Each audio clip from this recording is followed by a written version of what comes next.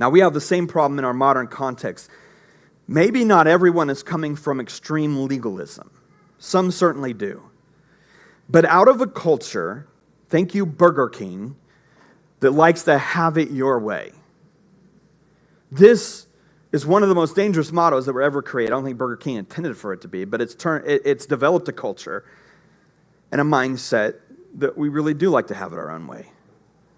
So we live in a culture with drive-thrus, online shopping, pickup orders, fast food restaurants. We can look up anything on our phone, other such modern-day conveniences that we have learned how to look for things that require less but give us more.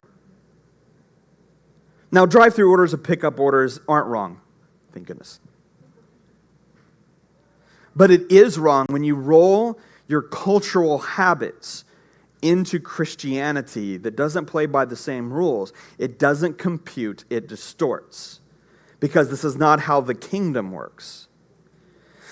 It is important. This is important. Presentations of the gospel that ask people to receive Jesus into their heart. And I don't think everybody says that has ill intent at all. But it's kind of almost funny because it's almost like I'm going to compartmentalize you here and I still have control over you. So if you ask me to do something, I'm just going to kind of ignore the fact that you're there. But presentation of the gospel that asks people to receive Jesus into their heart because he died for their sins is a gross oversimplification of what is actually on the table when saving faith is what is required for salvation. It is a gross oversimplification.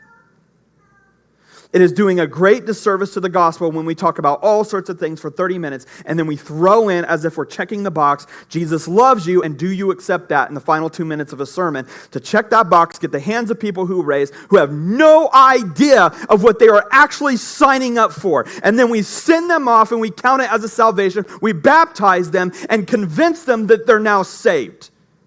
And we're lying to them. Because an intellectual understanding and acceptance of Jesus is not saving faith.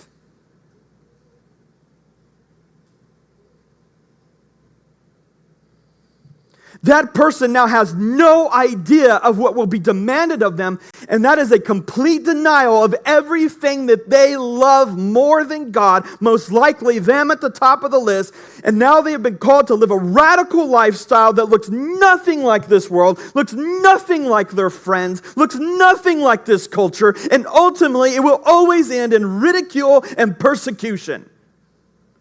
That you're actually signing up to die. Because if you want to share in the glory of Christ, you have to suffer with him first. And you have to suffer as he suffered.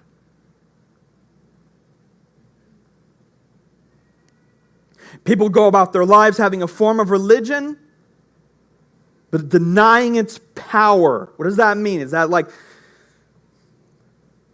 hyper-charismatic stuff? No, power of transformation. Lacking the power of a changed heart.